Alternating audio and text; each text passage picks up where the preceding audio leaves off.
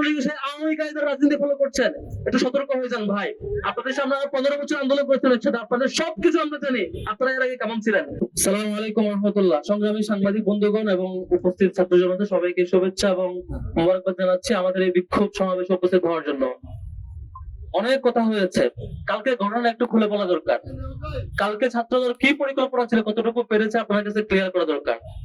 এখানে ছাত্রদল গতকালকে সশস্ত্র হামলা করার পর যখন আমরা প্রশাসনকে ইনফর্ম করলাম যে আপনারা শিক্ষার্থীদেরকে উদ্ধার করেন, আপনারা শিক্ষার্থীদেরকে নিরাপদ পরিবেশ দিতে নিশ্চিত করেন, প্রশাসন বাহিরে নীরব ভূমিকা ছিল, সাংবাদিকদেরকে ঢুকতে দেওয়া হয় নাই।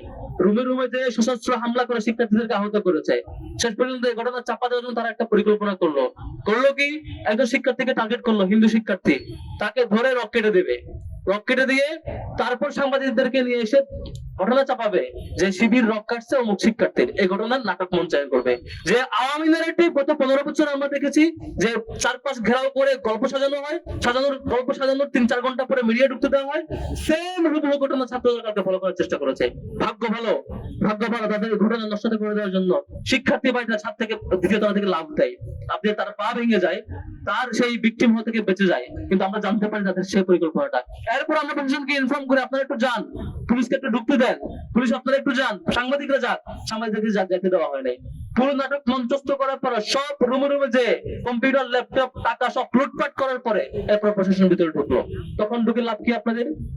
এরপরে পরিকল্পনা করলো এবার তারা তাদের ব্যবহৃত অস্ত্র শিক্ষার্থীদের রুমে রুমে রাখবে, শিক্ষার্থীদের বেডে বেডে রাখবে, শিক্ষার্থীদের লাগেজে রাখবে, রেখে তারা দেখাবে সাংবাদিকদেরকে এই হচ্ছে অমুক অমুক রুমে অস্ত্র ছিল। তাহলে এতক্ষণ ঢুকতে দেন নাই কেন? 3-4 ঘন্টা বন্ধ ছিল কেন? তাদের উপর আক্রমণ করার পরে টানা সাংবাদিক এবং পুলিশটা চারপাশে ঘেরাও ছিল, দাঁড়িয়ে ছিল, তাদেরকে ঢুকতে দেন নাই। এই যে তারেক রহমান ক্ষমতা আসার পরে মিষ্টি মিষ্টি আলাপ দিচ্ছেন, সুন্দর সুন্দর কথা বলছেন, রাকিব ভাই দেখা হলে বলেন যে আমরা এখন ভালো রাজনীতি ফলো করার চেষ্টা করছি। তাহলে এই যে আবার ছাত্রলীগের কায়দা ফলো করছেন, আবার ছাত্রলীগের সেই আওয়ামী কায়দার রাজনীতি ফলো করছেন, একটু সতর্ক হয়ে যান ভাই। আপনাদের সামনে 15 বছর আন্দোলন করেছেন একসাথে, আপনাদের সবকিছু আমরা জানি। আপনারা এর আগে কেমন ছিলেন আমরা জানি। আপনারা কেমন করে সন্ত্রাসী আচরণ করেন এবং এমন সন্ত্রাসীকে কেমন করে প্রতিহত করতে হয় সেটাও আমরা জানি। ভুলে যাবেন না ছাত্রলীগ আওয়ামী লীগ যখন ফেসিবাদী রোলে ছিল, সব প্রশাসন তার হাতে ছিল। ছাত্রলীগ মনে করছে শিক্ষার্থীদের আক্রমণ করে অনেক কিছু করে ফেলবে। তারা আমাদের নারী শিক্ষার্থীদেরও আক্রমণ করেছিল, হিন্দু শিক্ষার্থীদেরও আক্রমণ করেছিল, সাধারণ শিক্ষার্থীদেরও আক্রমণ করেছিল, শিবিরকে ক্রসফায়ার দিয়েছিল, মনে করছিল তারা পারবে। ঢাকা বিশ্ববিদ্যালয় থেকে শুরু হয়েছে ছাত্রলীগের হল ছাড়া হওয়া। প্রত্যেকটা ক্যাম্পাসে 1 সপ্তাহের মধ্যে হল ছাড়া এবং ক্যাম্পাস ছাড়া হয়েছিল। এই পরিণতি আপনারা ভুলে যাবেন না ছাত্রদলের ভাইরা।